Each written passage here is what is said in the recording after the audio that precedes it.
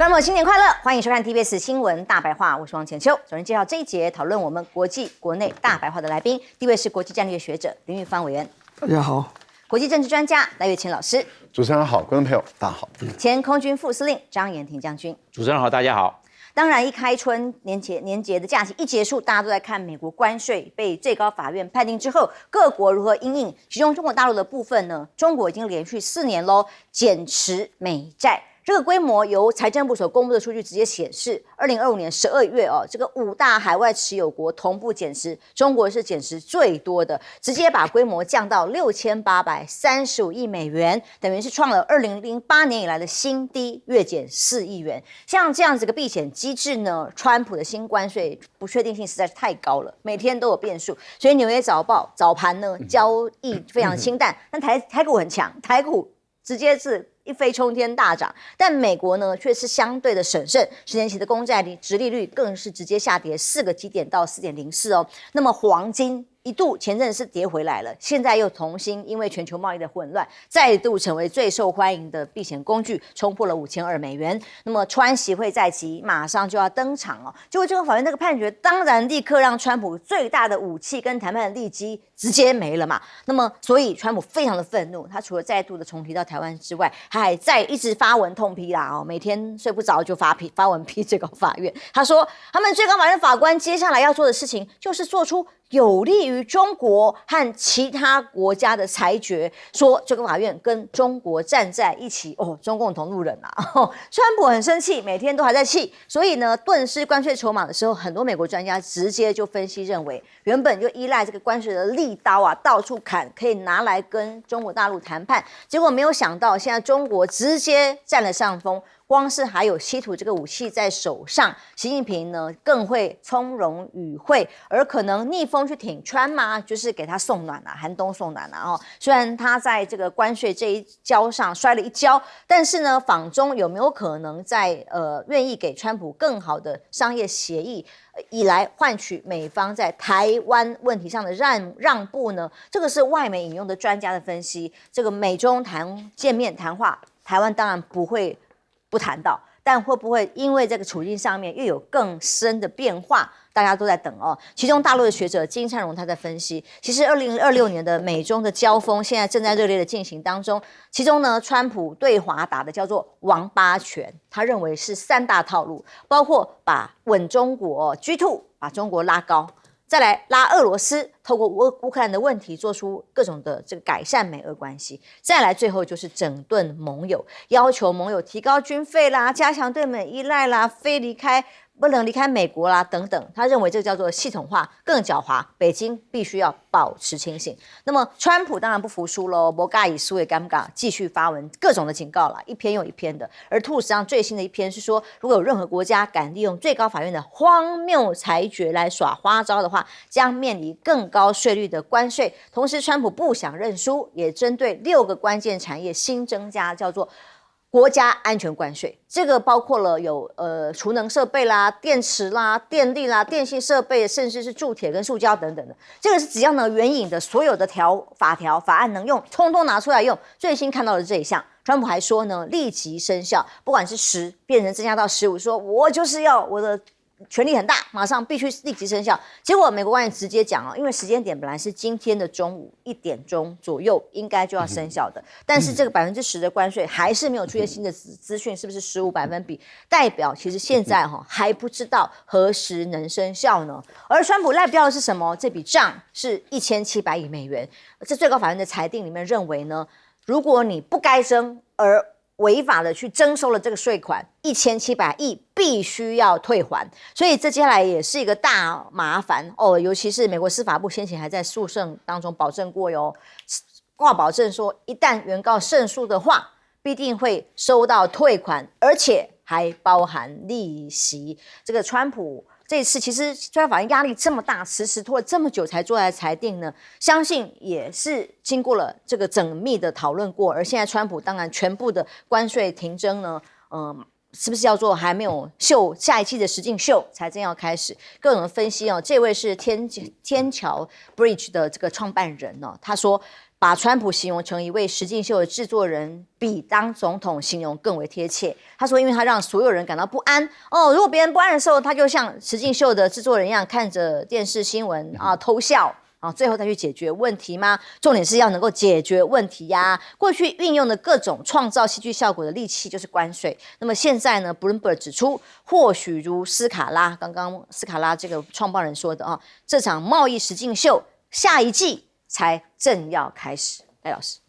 美国政府的财政纪律不好啊，这个已经引起了美国的学者也好，或者是基金啊，或者说华尔街他们的紧张，因为你的财政纪律越来越糟。你的政府的债台高筑，从川普的第一任就已经开始负债一直在增加了，到拜登的时候又增加了啊，大概快1万多亿啊。那现在川普第二任的时候又在增加这个财政的负债，所以事实上越来越多的国家对于美国的财政破产的疑虑越来越高，这是第一个。第二个呢，就是俄乌战争的期间，美国跟西方的国家对俄罗斯的海外资产的没收冻结，这个也引起很多国家的警惕，所以我们看到大陆这边有计划的在减持美债，这个动作没有停歇。换言之，也就是说，从过去的1兆多美元已经减持到只有6000多亿美元，而且还继续的不断的在抛售啊，这样的一个过程中，把这个美金再换成为黄金，然后再搬回中国大陆，这样的一个过程，这个大战略的态势没有停止，一直在走的时候。我们看到，事实上是美债的殖利率一直在攀升，这个其实对于美国来说是很不利的影响，因为越来越多的国家对美国政府的财政纪律、对美国政府的破产心中的疑虑越来越高。不过我们台湾好像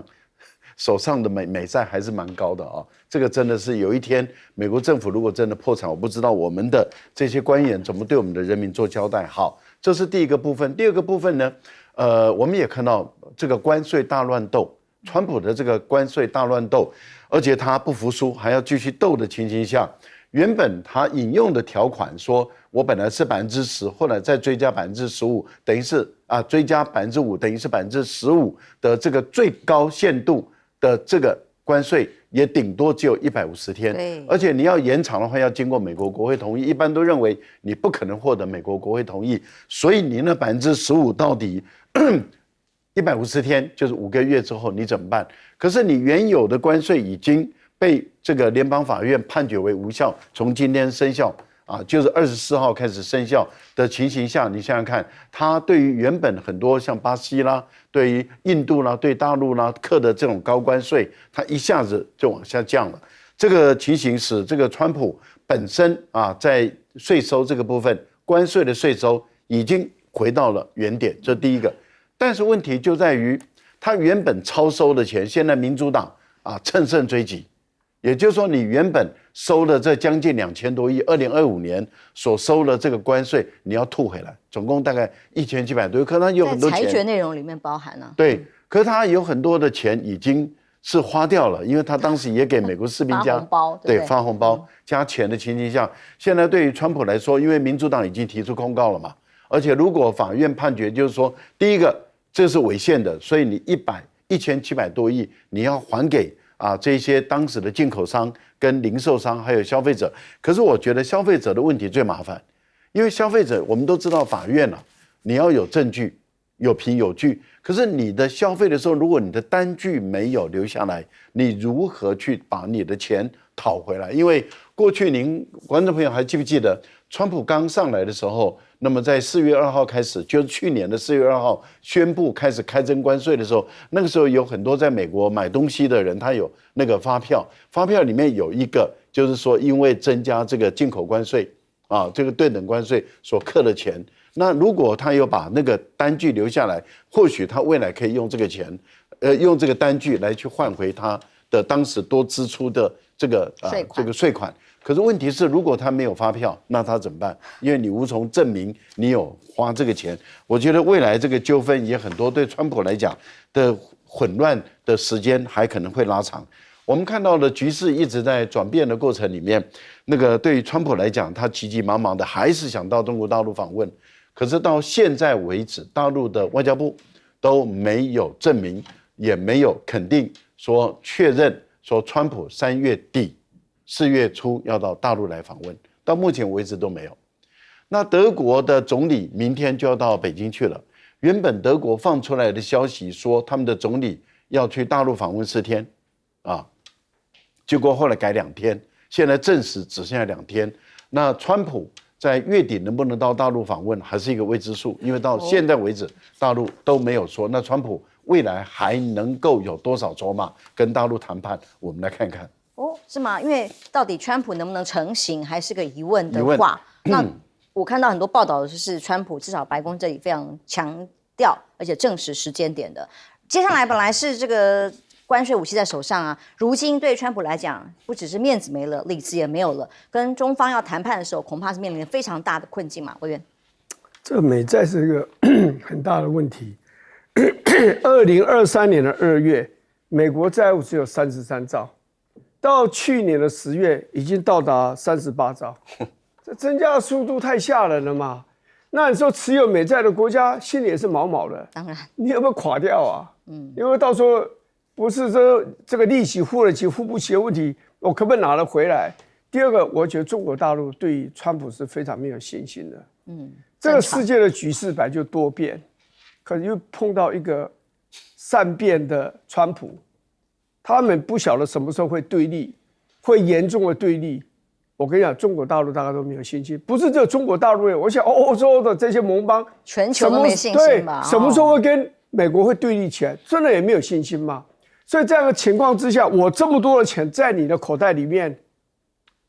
这总是不是一件好事情嘛？所以逐渐的，但是我相信他也不敢很大幅度的一下就把很多钱给拿回来，因为这样子又可能会影响到跟美国的关系嘛，所以他持续的不断的拿，这变成是一个趋势了。这最主要还是对川普没有信心，对中美未来的关系没有信心。我想这是最重要的啦。至于川普会不会到中国大陆去访问，我认为会去了，因为对中国大陆来讲，他的这样的国际场合就是他就是作秀，他在国内作秀，到国际场合也作秀。他目前现在碰到最高法院这样一个宣判，对他来讲是打了他一个耳光。对呀，然后在国会的这样的一个会，尤其民主党会咬着他不放的嘛。所以对他来讲，如果能够在国外跟一些大国改善一些关系，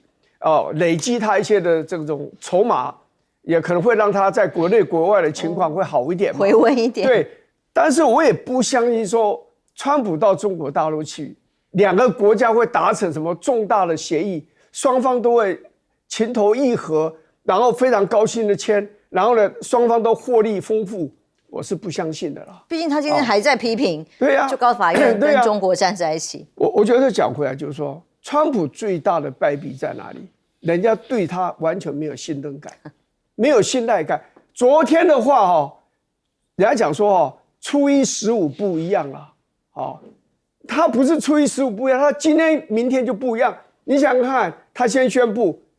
这个最高法院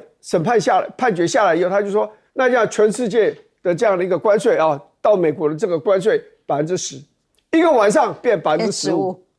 哪有这样子？真的对不对？搞对不对？这个当一个这么全世界最强大的国家的一个领导人，你说话要有威信嘛？你说话要让人家有信赖感嘛？你这样子随时推翻自己讲的话，睡个觉起来就把它推翻掉。所以这个所以我想中国大陆要跟美国达成重大的协议，不要讲中国大陆，任何的国家大概心里都毛毛了，所以都比较保守，所以就绝对不会对美国做出非常大的让步。另外一点，以川普这种骄傲的个性、狂妄个性，我美国干嘛对你太好？对不对？我也不可能说我对你中国大陆晶片的管制一夜之间取消。你要有钱，你要买多好晶片我都给你，不可能的事情嘛。好了，阿斯摩我也不管了，他卖什么光刻机的设备给你，我也不管了，这个也不可能嘛。所以我认为双方主要是营造一个和谐的、友善的这样一个气氛，大概这是最大的目的跟最后的收获，大概也就只有这样。不过，因为川普特别发文去骂最高法院的法官是跟中国站在一起，当然是因为他马上就要出发去中国访问啦。那这个裁决立刻让他不知道可以谈什么，能怎么谈，他才会这么的生气啊。美国最高法院这个判这个川普的对等关税违宪，这对川普来看呢是非常不利，因为川普就是要打这个贸易战、经济战，结果你现在判他这个对等关税是违宪，你知道川普怎么样？因为川普他这个结构性问题没办法克服，又加这个最高法院又判他违宪，他变成进退维谷。现在美国的这个国债是美债的话是38兆5000亿美元，是美国 GDP 的120%，太沉重了。每一年的利息啊，现在按照殖利率4%来看的话，每一年的利息啊就要1.5兆利息。今年如果什么都不要去，它的外汇啊，包含就是美国不要入超，美国不要贸易赤字，它都要由38兆变成39.5兆。为什么？一年的利息是这么多啊？那如果再加上它赤字，那不就破今年年底12月30要破40兆了？我认为它包袱非常沉重哎。那它现在我们看去年2025年美中贸易是有史以来最低，降到6000亿美元以下，但是美国这个中国大陆还是贸易逆差2803亿美元的贸易逆差，都已经贸易战关系扛得住，对，都这个样子啊，他还是要向大陆买东西耶，哪怕是他加那么多的关税，2803亿的贸易赤字，这是对中国大陆。第二个，他现在中国大陆对他这个稀土的用途、去处都做管制，那个表格填的都要填中文。是这个样哎，都做限制哎，是那这个还没有办法，所以我就认为这个川普在4月份下个月啊，真的要到中国大陆去，他们一定要好好谈一谈稀土的这一方面的来源是要从中国大陆需要中国大陆的开放，这样的话，美国的这些重工业还有军工产业才不会受限制，因为美国现在靠军工产业要撑到这个产业厂那么多几万家都要稀土，那怎么样去解决稀土问题？这个是川普访问中国大陆重中之重。另外一个，那个中国大陆要向美国买的这些农产，不管我讲的大豆，尤其大豆，还有玉米啊、小麦，还有大麦，那都要靠中国大陆啊。那现在美国这个总统川普还有多少筹码在手上？我说这是对他来讲是个很沉重的包袱。最重要的，它的结构性问题，美国的制造业啊，在萎缩当中，没有办法靠军工产业来弥补制造业这方面的损失。所以我认为这个是结构性问题，很难克服。就是川普哦，他的最大的武器关税现在失效了之后，但是中国大陆的稀土还在，所以中日关系仍然没有回温，甚至持续紧张。中国大陆再次的对三菱造船等20家的日本这个由商务部宣布的企业来加以实体出口管控名单。那么理由呢，就是要制止日本再军事化和永和的企图，稀土对于日本继续严加看管当中，三菱重工其中的重工相关的企业里面有这个涉及日本的海陆空天呐、这个金刚级爱弹级的这个宙斯舰等等的军武，还有川崎重工相关也是航空啦、潜舰啊重要的企业，直接涉及了电战机、电动机这些军武相关的产业，直接就限制了。所以回应高市早苗，大陆外交部重申是。应该要撤回涉台相关言论，以实际行动展现维护中日关系政治基础的基本诚意。不过呢，因为高市早苗在大胜了之后，现在有没有可能再回到跟中国友善，甚至可以对话的空间里头呢？看起来是不太有空间的。其中，小泉进次郎就宣布了，鉴于中国在南太平洋地区存在感日益增强，就是感到威胁嘛，所以日方又在拉拢14个太平洋岛国国防部长要开会，强调要这个对于中国大陆加以对抗喽。那么像这样氛围底下，韩国呢，当然亚洲国家都自己想办法图存求生。韩国的部分呢，原定下个月要实施韩美自由护盾的军演，延后举行了。这当中的过程让大家外界觉得蛮有趣的，他居然是跟美国提出过说，我们所谓的美日韩三方军演不如我们先把日本排除掉好了。结果美方拒绝他之外也就算了，还直接好吧，就把他排除之外，美日跟日本就先进行了军演，跟韩国反而先排除。其实这个直接看得出来，美方在做的亚洲谁才是队长的这样的问题，在做一种较劲吗？印度的关系，莫迪访问以色列，说要强调国防跟技术的合作，那么希望更新安全协议。但是对于印度来讲，到底跟美国的关系如何？现在光辉战机发生一个很不幸的意外事件啊，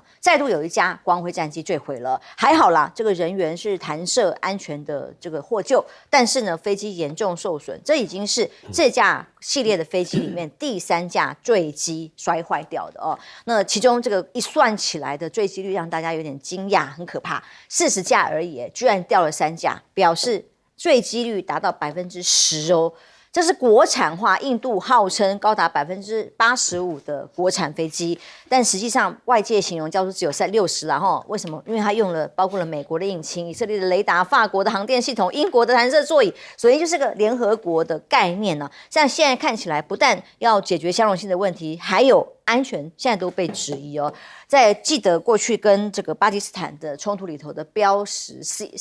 被标峰被歼十给这个 KO 的历史画面，现在呢，想不到歼10C居然直接被降格使用，就代表外媒在看待中国大陆军武进步之快速。93大阅兵这台这个好像明星一样的飞机呢，现在已经被编为编队的末尾，承担表演任务而已哦。它本身已经是诱饵，又可以突击手哈。结果现在快速的进步之下，中国人工智慧的战争机器还曝光了，解放军直接有9000份的招聘书。显示要征收的是什么？太空跟水下要找人征人，快速的融合战场数据，就是说，在科技的快速、国防的快速研发之外，也要把整个军力大幅的再提升。其中呢，相比之下，美国这个新闻大家看了觉得不可思议哦。福特号，因为先前这个大的航空母舰当然是美国军力的展现最主要来源。结果呢，从去年6月以来，川普不断的下令哦，要这个船啊，一下这里赶那里赶啊，从千里迢迢地中海赶到加勒比海，到伊朗哈，现在又到哪里？我们画面上看到是很可怕的画面，是黑白处理过了。这个是什么？这个就是舰上连续6个月一直不停的奔波，结果呢，90%以上的这个厕所全部故障，官兵要上个厕所哦，要650个厕所坏90%嘛哦，那每个人要排45分钟，40-50分才能上到厕所，结果里头马桶还喷出来。不好意思啊，这过完年了，还好不是用餐时间，但还有是黑白处理啦。但像这样的画面，不可思议展现如何让它成为有战斗力的航空母舰呢？这也是川普效应。很多阿兵哥说不想干啊，赖老师。我觉得当时日本自民党在选举的过程里面，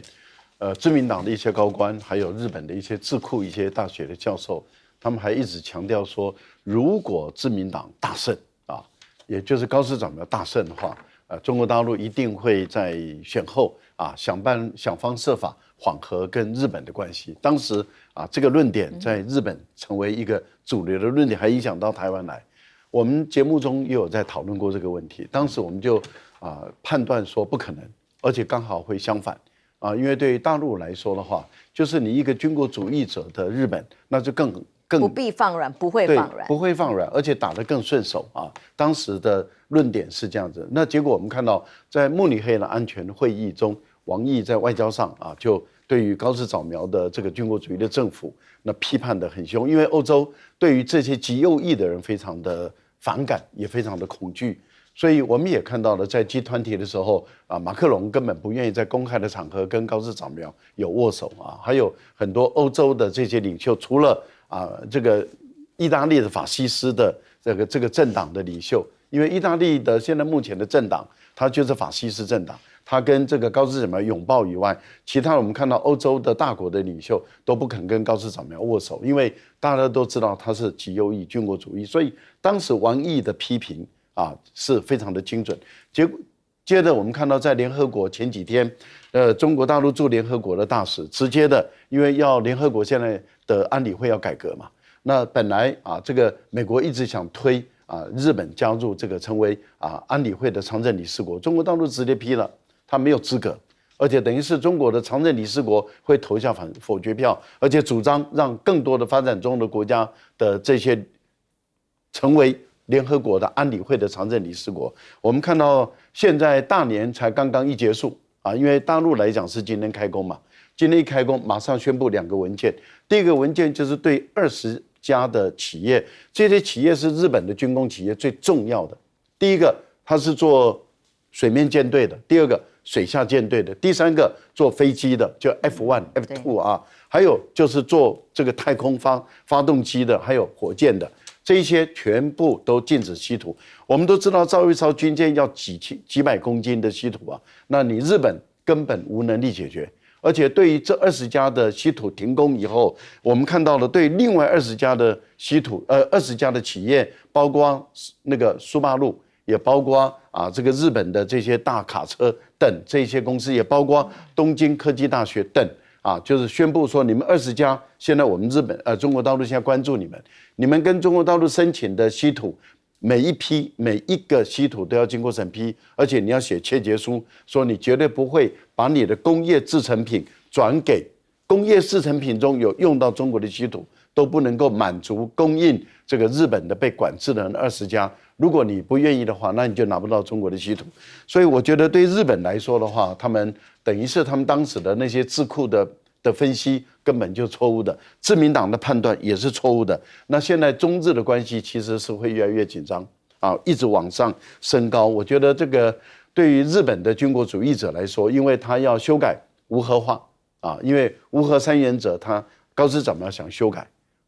然后再来就是他要修改安保3法。然后他还要让他的军工企业所制成的这些东西往外卖。那现在的情形下的话，美国怎么能够跟他合作来造军舰呢？因为如果你跟日本的这个军工企业合作，那你美国的这个造船厂也拿不到中国的稀土，你本身也会停。日本本身还想跟英国跟意大利来做这个战机，新一代的战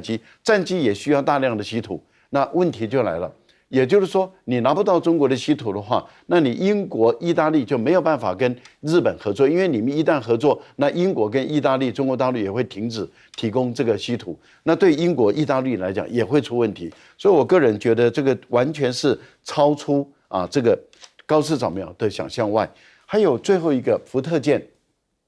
福特舰当初很早就传出它的抽水马桶有问题，但是它一直没有办法进场大修，那主要的就是因为美国的维修航母的能力有问题。目前有很多的航母都在排队，而不要忘了，福特舰已经超时的服勤了。一般来讲，他们6个月就要进场了，结果它已经超过6个月了。这代表什么？美国航母虽多，但是无航母可用。在军武的各国的竞赛里头，委员怎么看？如果以目前福特舰的画面看起来，让大家觉得瞠目结舌。可是呢，其实在亚洲的部分美国的盟友们现在也各自有不同的发展。对啊，其实航空母舰现在是核子动力的美国航母，所以它在海上是可以停很长的时间。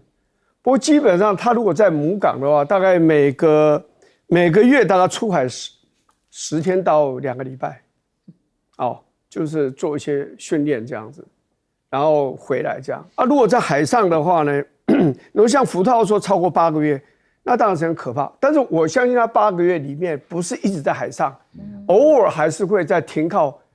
它的这个友邦的国家的港口停一下。可是即使是这样子，那个士兵也受不了。你在海上这么久，你已经这么长的时间没有看到你家里人，你太太可能刚生一个小孩，这个孩子现在已经6个月了，生下来半年你还没有见到他，没有见到母亲，没有见到小孩，那种精神上，当然你说补给是不会有问题的。以美国这种世界上的这样一个全球性的这样一个大国家，它的补给船随时都可以补给，它靠港补给这个都没有问题。可是人不是精神上，你要怎么去补给他？他要看他家里人，他要回他熟悉的那个环境里面去，他才能够休息，精神才能得到补给嘛。所以这个，所以说它的流动量，军舰的这个有时候人员流动量会很大，原因在这里。你知道美国有一次是规定体重超过一个体重人的官兵，你就不能当兵了，你就退役后来有一年我到美国，刚好看了他们一份报纸在讲。美国海军部刚发出了这个说你操纵了，你要回家了，马上不久以后就在发请你回来，没有关系，我们错了，你就回来好了。为什么太胖哦？他们过那个舱门是有点辛苦，但是问题是操纵人太多了，对，美国任务太多了，海军的任务太多了，就根本没有人了，所以只好再请那些人回来跟人家道歉。所以这个就是说看得出这个战争哦，伊朗的战争不是太好打的原因在这里。美国在海上停留这么久还不敢下手，动手，什么原因？这个现在的川普讲说，我的这个参谋首长联席会议的主席告诉我说，这个是一个很简单的一个工作。但是我跟你讲，事实上他没有讲很简单哦，他说这个对美国的这个官兵的伤亡是一个大问题啊。第二个，美国的弹药的储存也会是个问题。你这个仗打下去，不像你打这个抓委内瑞拉总统马杜罗这么简单的一件事，所以你会耗掉很多弹药。你这个战争可能不是1天2天，你也不是1个礼拜2个礼拜，你搞不好打1个月，那你美国弹药都消耗掉了。那乌克兰呢？你答应卖给台湾的弹药呢？所以这个是美国迟到现在没有办法动手原因。可是你拖得越久哦，他们讲在海上的那些美国军人是越可怜。这日本的情况是这样，它主要是针对国防的重要的那个公司啊，军火公司，你看三菱造船跟其他什么三菱重工航空、三菱重工海洋机械这些5家。光是三菱跟它相关企业5家就被列为保护对象，还有一个叫 IHI， 这个大家比较不了解，不过它就是什么呢？就是以前叫石川岛薄膜工业，这家公司也是非常重要一个国防工业的公司，也有5家要被报复，所以这次中国大陆看起来是下很大决心，目标很明确，对，要跟日本要周旋到底啊。看起来没有和缓的空间哦。将军怎么看？在印度的这家自制国产的，本来是光辉是他们的光荣，现在一连串的坠机事件。我认为光辉战机是印度的门面，但是它印度问题是印度发展的并不好，它变成一个拼装车。它这个发动机是美国的，当然弹射座椅是英国的，雷达是以色列的，然后自己做的是整个它相关的机身，还有法国的航电系统。它变成拼装车，就变成了感觉有点大杂烩。那你这个拼装车，你怎么样？系统的相容性就成了很大的问题，因为它里面电力的输送还有飞超的模式，你怎么去整合？这个问题就大了。应该越单纯越好，因为飞机毕竟它的空间小，战斗机啊，它是强调的重量也不要太过重，然后呢，它的机身呢不要太大，你太大的话阻力就大了，所以它空间是非常小。你现在又变成拼装车，怎么弄？所以你看，他做出了40架，摔了3架，新飞机摔3架，这是非常严重。那以后旧飞机怎么办？他这架第3架已经报废了，这没办法。他说要修，我认为修还比做一个新的还要贵，那不要，那直接报废了。所以我们可以看他这个大杂烩的拼装车的光辉战机哦，印度他犯了3个错误。第一个，他想到了要单纯化，结果他变成整合困难，不要去整合困难，你整合困难哦。你这样子要会花很多的时间，结果这个又没办法达成整合的这种困难的克服。第二个呢，操作太复杂了，你每个系统都不一样，这是法国系统，这是美国系统，这是英国系统，这是以色列系统。因为雷达是以色列的所以它这个我们讲到的系统操作太复杂了。第3个，我认为它太急就章，因为有东西要循序渐进，按部就班。他为了抢功啊，马上我们知道就推出来，一推出来之后啊，问题重生，就买法国的变成那标风不好嘛，自己做，对，他是这样子。所以去年的2025年的那5月7号的英巴空战，你看没有光辉战机，因为出去被打掉更丢脸，所以他拿了标风被战机被打掉啊，那就算了。他交代那是因为法国做的不好，结果没想到自己也做的不好，你知道吧？是这个样，他想要怪法国，就是说自己也做了不，但是自己没有办法应战啊。那我们现在看呢，中共的这个歼10C现在来看的话，它现在因为中国大陆它将来要以歼20，还有歼36，还有歼50为主，所以这个包含歼10C，甚至歼11都慢慢要淘汰掉。但淘汰掉之后呢，那你要做什么呢？我认为它将来就是变成由主角变配角，来暴露引诱敌人。那个敌人这个火力一发射的飞弹一发射，马上暴露，一暴露之后歼20也好。或者是这航母起飞的歼35哦，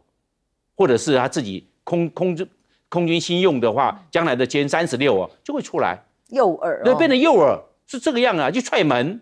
是这样，所以他发挥他的灵活来运用，它变成由下式对上式，变成不对称作战的空战，这是歼17的战术来改它这个来改良的一个方式，一个旋转门。是欧洲的国家很多领袖陆陆续续访中，那么排在已经不算很前面的德国也准备明天要访问中国大陆。梅尔兹呢被形容叫做从来，这是德国的《明镜周刊》的标题哦。他说梅尔兹从未如此精心准备过一次的出访，代表就是访华对德国来讲非常重要。这次很庞大的代表团，包括了有30位高级商业代表，这里头都是他们最大的重要的企业，拜耳啦、福斯汽车啦、艾迪达啦等等 BMW 啊，随行的商界高管人数超过了30人。那么，所以在一个分析里头，就这样看的是短期的川普 vs 长期的中国，这样对比之下，当然会让德国和欧洲其他国家做出选择，形容叫做德国总理要带史上最大的经贸团。为了到北京求生吗？在中国跟美国之间选择，虽然梅尔兹也曾经在一个慕安会议上面，公开的讲，点名啊，中国大陆对于战略扩张会引起世界的担忧。他还提到哦，北京在军事实力可能要跟美国平起平坐。中国有系统重新定义国际秩序。梅尔兹这一次的发言呢，被认为可能就是在把中国定位跟美国同样的影响全球的秩序来加强，变成他一个强权、新强权来定义。就才刚刚讲对方是新强权，马上就宣布出访，所以被形容这叫做未来的合作是一手批评又一手合作。而德国总理这次访华行程被曝光，重点在哪里？光看到要到杭州去看宇硕科技跟西门子能源就知道重点了，完全都是新科技为最重要的未来的合作目标。因为在春晚上大家看到了这个机器人的表演，大家都不断的很多朋友在传哦，实在是太惊奇了。结果这个宇硕机器人呢，不但可以打武功，还可以后空翻，他们还到了天坛直接去秀。代表说不是 AI， 不是假的，就是直接实境给你看，这样非常流畅，近乎人体的，应该是超人了吧？我们一般人还办不到的这样子的这个武术的回旋踢动作，都可以在现场看得到。所以今年呢，机器人的租赁订单说是比去年暴增70%啦。所有活动都想要看这些机器人，不管是他们看武术表演啊，甚至他们提灯笼啊，都会是很好的一个秀的活动。其中PM01机器人所展现出来很出色的平衡能力，我们可以透过画面再看一下哦。他故意把这机器人推平衡，让它没有平衡，把它推倒，他居然可以立刻迅速。如果是我被推，我可能就趴在地上。他比我厉害，他直接可以站快速的恢复哦，这个动作非常的灵活。那同时何小鹏也发布了一封内部信，引起了很多的关注。他说呢，这个小鹏汽车 CEO 说，马年春节告诉员工。稳进破局，2026共赴物理 AI 的新10年，2026梦想量产，新一代的 iRON 的机器人就会在年底启动真正的量产。这些机器人不是只是到这个工作的场合，也可以进到家庭，成为全球第一个规模量产的高阶人形机器人。这个科幻片的场景已经不断的在真实的人类世界里面出现，而大陆的 AI 当然很强。现在2030年 AI 市场暴冲到1.4兆美元。小摩的分析认为呢，这个涵盖的包括了智谱MiniMax 这些都是要求这个呼吁大家投资人可以继续给予增持的平等，因为非常的有前景。在此同时呢，当然也有像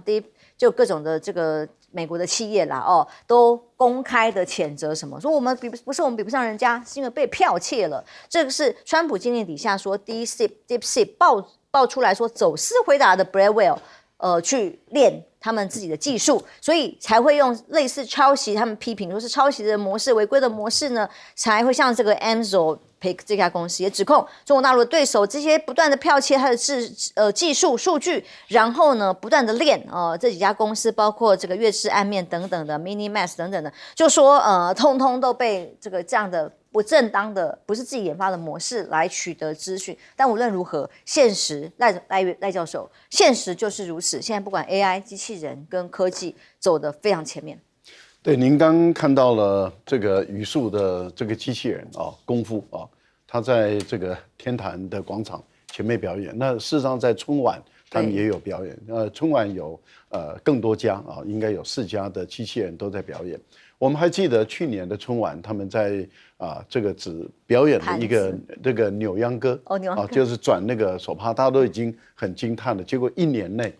他们的进步的速度实在是十分惊人啊！因为我儿子是学这个的，他有跟我说，他说这个速度实在是太快了啊！真的，因为他完全可以把这个场域，就是把这个场域的这个数据都输进去以后，然后他们本身并不是用人来操控的。因为全部把程式都写在里面，所以它事实上整套的表演他们是自主性的，太流畅了，完全对，太流畅了。然后已经可以人跟机器人对打的这样的一个模型都已经出来，这个以后可以成为一种我们叫做培训，就是我训练你的时候，你要做什么样的动作，它已经可以成为一个培训员的这样的一个动作啊。这个是进步的速度太快，然后你也看到，大陆他们这个小鹏也好，他们的雄心更壮志就更大了。也就是说，他们要尽快的让这个人形机器人，目前来讲是一个是用在生产界嘛，工业界，一个是用在表演娱乐界。那他们希望能够走入家庭，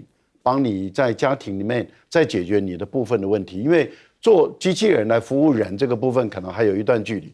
或许5年，或许10年，但是问题就是帮你做一点家事的这些机器人，相当有可能可以更快的时间来实现。那我们家里面可能未来可以减轻我们对家里面的一些分担工作啊，我觉得这是有可能可以发生的事情，所以它的商机就越来越大了。那很多人他们看到这个商机，他们就觉得，就像你刚刚谈到了，就是说到5年后，现在已经2026年了，2030年的商机，它可以到1兆多亿美元，这个很可怕的一个产业啊。所以我觉得在这个部分，我们看到大陆的发展速度这么快，台湾这边也应该可以再努力一点啊，因为我们不管在 AI 在机器人这个部分，台湾其实很早以前我们就一直想要走，但是我们的政府没有办法有一贯性的把我们引导到这个部分。你看最早我还记得富士康、鸿海他们想把机器人引进这个生产界或者是引进厨房服务界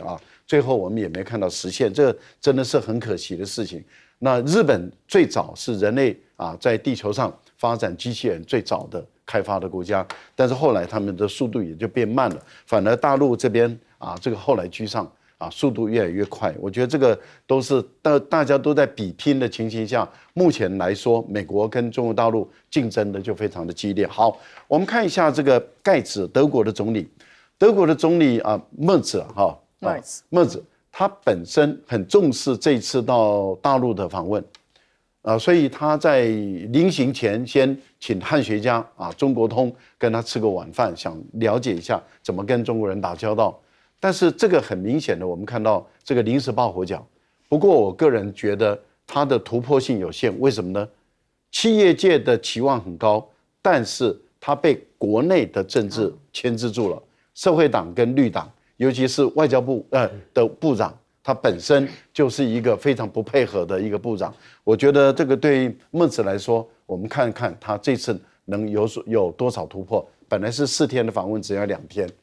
我觉得访问的效果事实上是不能太乐观我们拭目以待。休息一下，马上回来。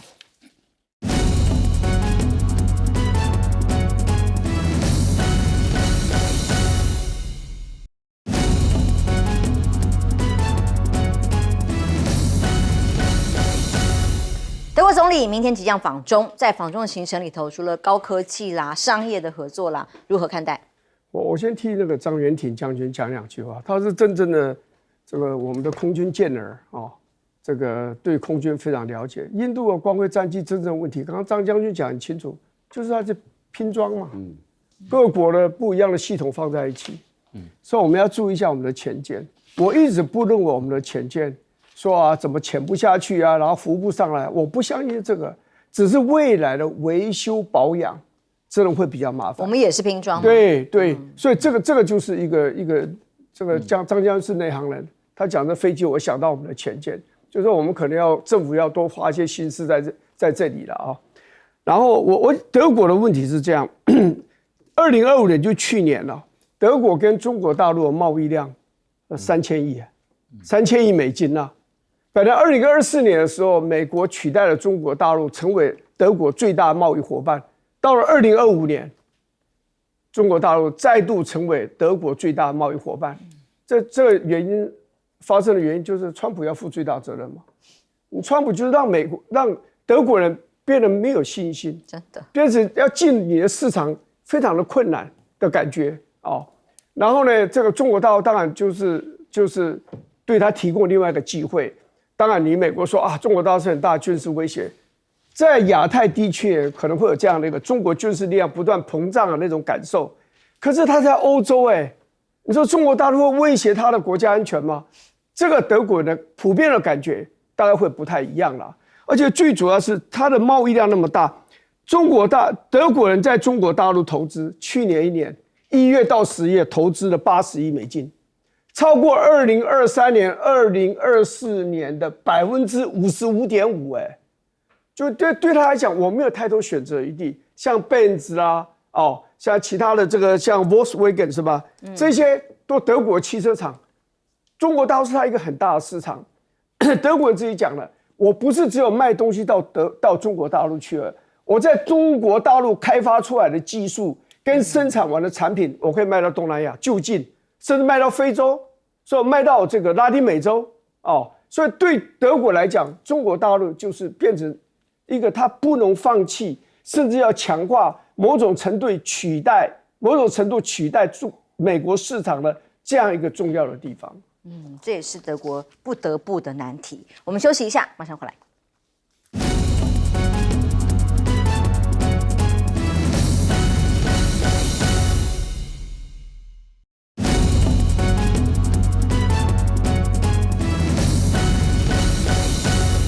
机器人的快速发展，我们看到后空翻，看到推倒，可以人类的灵活，在快速的这个反应，完全是已经超越了人类目前的想象了。对啊，这比如在去年的时候，感觉到是平面，他甩手巾啊，那现在变成立体的、这后空翻呐、这甩到我以为是盘子啦。对，都变成这样了。换句话说，感觉到耳目一新，感觉到好像他的动作是干净利落啊，他不会拖泥带水感觉到，而且动作一致。他的问题是怎么样去控制？我想这个东西将来。你明年2027年，它又是另外一番局面了。那我想说，将来会3个发展。将来第一个，这个机器人它这样做的话，它这个将来的时候是不是可以作为军事用途，变成作战机器人？要做一个100万雄兵啊，